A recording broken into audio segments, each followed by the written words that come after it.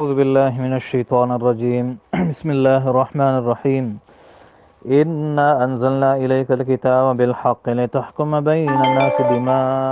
أراك الله ولا تكن للخائنين خصيما واستغفر الله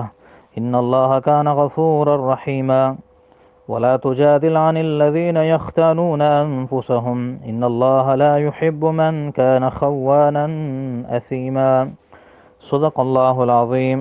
محترم سامعین، آج کے سبق میں ہم سورۃ نساء آیت نمبر 105 سے 112 تک پڑھیں گے۔ یہ پارہ نمبر 5 کا رکوع نمبر 13 ہے۔ اللہ تبارک و تعالی ارشاد فرماتا ہے، انا انزلنا، بے شک ہم نے نازل کی، الیک الکتاب، تیری طرف یہ کتاب، اے ہمارے نبی، بالحق، حق کے ساتھ، لتحکما، تاکہ آپ فیصلہ فرمائے، بین الناس، لوگوں کے درمیان، بما اراک اللہ، اس بصیرت کے ساتھ، اس سمجھ کے ساتھ جو اللہ نے آپ کو دکھا دی ہے۔ ولا تکن، اور آپ نہ ہو جائیے اے میرے نبی، للخائنین، خیانت کرنے والوں کے لیے، خصیماً، طرفدار۔ واستغفر اللہ، اور اللہ سے استغفار کیجئے اگر کبھی ان کی طرفداری کرو تو۔ ان اللہ، بے شک اللہ، کانا ہے، غفوراً، بڑا بخشنے والا، رحیماً، بڑا مہربان۔ ولا تجادل، اور آپ مت جھگڑا کرے، عن الذین، ان لوگوں کی طرف سے، وکالت نہ کرے آپ ان لوگوں کی طرف سے، یختانون انفسہم، جو خیانت کرتے ہیں اپنے آپ سے، یعنی جو منافقت کرتے ہیں۔ ان اللہ، بے شک اللہ، لا یحب، پسند نہیں کرتا، من کانا، اس کو جو ہو، خوانن، بڑا خیانت کرنے والا، اثیمن، بڑا گنہگار۔ دونوں مبالغے کے صیغے ہے، خوان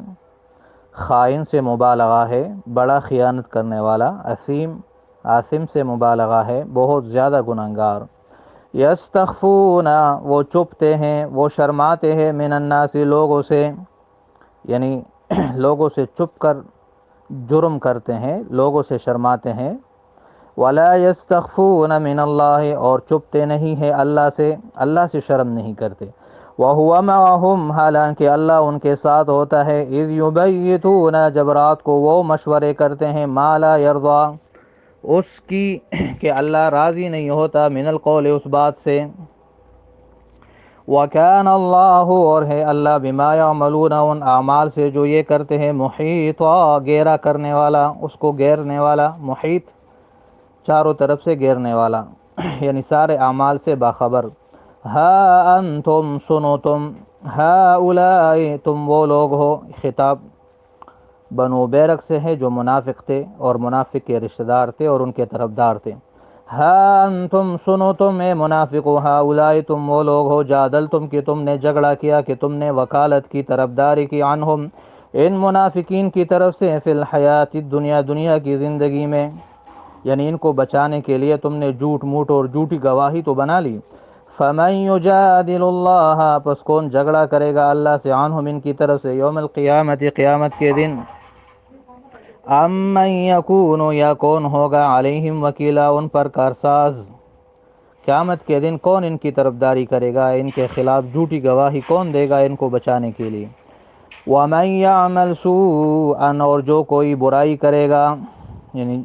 چوری کرے گا، منافقت کرے گا، او یظلم نفسہ، یا اپنے آپ پہ ظلم کرے گا، ثم یستغفر اللہ، پھر اللہ سے استغفار کرے گا،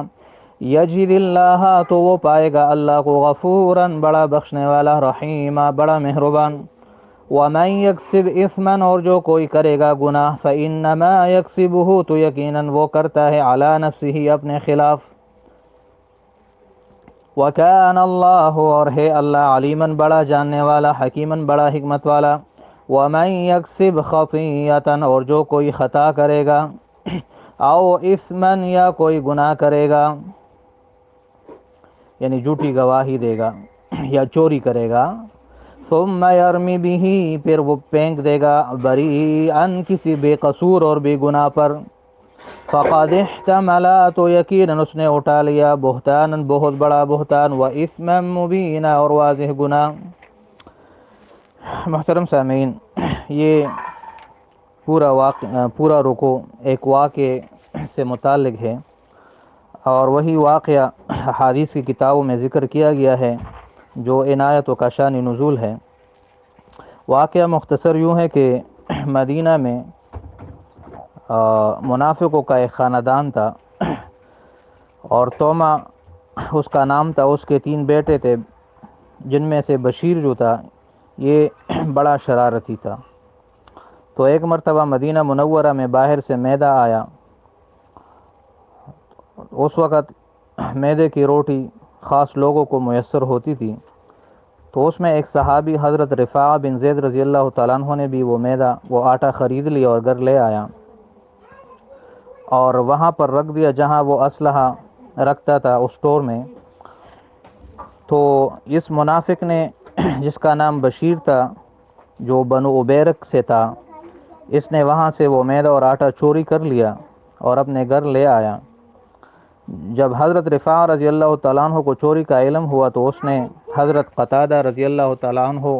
سے کہا کہ آپ تفتیش کریں۔ تو اس نے تفتیش کے بعد کہا کہ رات کو بنو بیرک کے ہاں آگ جل رہی تھی، تو لگتا ہے کہ وہ انہوں نے چوری کر لیا ہے۔ جب ان منافقوں کو پتہ چلا تو انہوں نے مشورہ کر کے راتوں رات وہ آٹا اور وہ اسلحہ ایک یہودی کے گھر میں پھینک دیا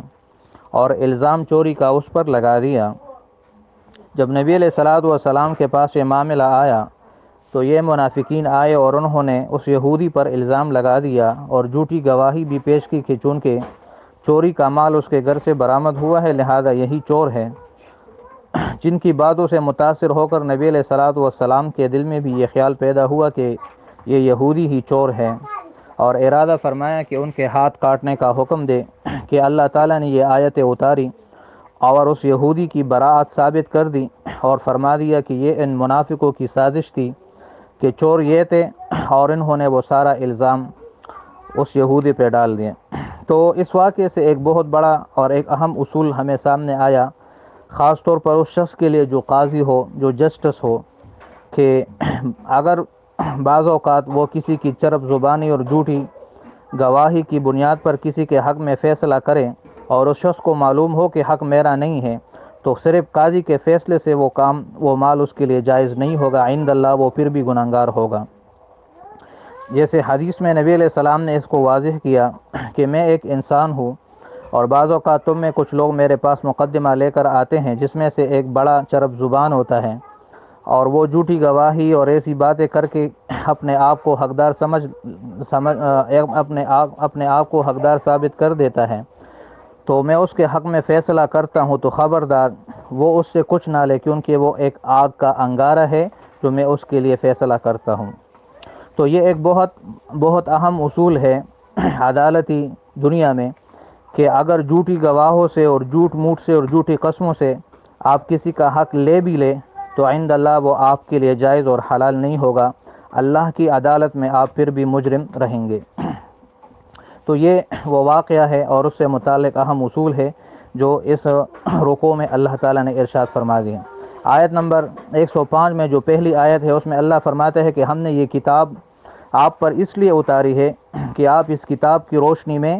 لوگوں کے درمیان حق اور انصاف کے ساتھ فیصلے کریں، نہ کہ اس کے علاوہ اپنے ظن اور اپنے علم کے مطابق، بلکہ اس قرآن کے مطابق اور اس حکمت کے ساتھ جو اللہ نے آپ کو سکھا دی ہے، جس کو ہم آج احادیث اور سنت کے نام سے محفوظ رکھے ہوئے ہیں۔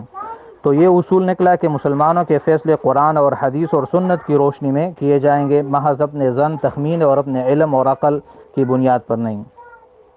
اور اس میں جو نبی علیہ السلام نے ظاہری طور پر ان منافقوں کی طرفداری کی تھی، اس میں اللہ تعالیٰ نے فرمایا کہ آئندہ ان کی طرف سے طرفداری نہ کیجیے اور استغفار کیجیے، اور اس کے خاندان والوں کو بھی تنبیہ کی کہ دنیا میں تو تم اس کی طرف سے جھگڑتے ہو، آخرت میں پھر اللہ کے دربار میں کون ان کی طرف سے جھگڑا کرے گا۔ اور ایک اور اہم اصول یہ بھی بیان فرمائی آیت نمبر 108 میں کہ وہ لوگ یا وہ شخص جو اپنا جرم لوگوں سے چھپاتے ہیں اور اللہ سے چھپانے کی کوشش نہیں کرتے، لوگوں سے حیا کرتے ہیں اور اللہ سے حیا نہیں کرتے، تو یہ بہت ہی برے لوگ ہیں، ان کو اس طرز عمل سے اپنے آپ کو بچانا چاہیے۔ آیت نمبر 110، 111 اور 112 میں یہ قانون بیان کیا گیا کہ اگر ایک انسان چوری کرے یا منافقت کرے یا جھوٹی گواہی دے، غرض جس طرح کی بھی گناہ کرے، تو اس کے بعد بھی اگر وہ استغفار کرے تو اللہ اس کو بخشے گا، اور اگر استغفار نہیں کرے گا تو اس کے گناہ کا وبال اسی پر ہوگا۔ اور اس کے علاوہ اگر خود چوری کرے یا گناہ کرے اور کسی بھی گناہ کے سر پر اس کو پھینک دے تو اللہ کے ہاں یہ بہت بڑا بہتان ہے اور یہ بہت واضح گناہ ہے۔ تو یہ اخلاقی تعلیمات ہے آخری آیتوں میں، جس سے ہر مسلمان کو بچنا چاہیے۔ تو یہ آج کے سبق کا خلاصہ ہے،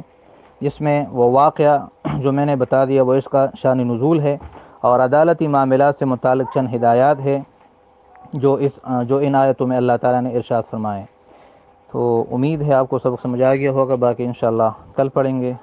صدق اللہ العظیم و صدق رسولہ النبی الکریم۔ السلام علیکم ورحمۃ اللہ وبرکاتہ۔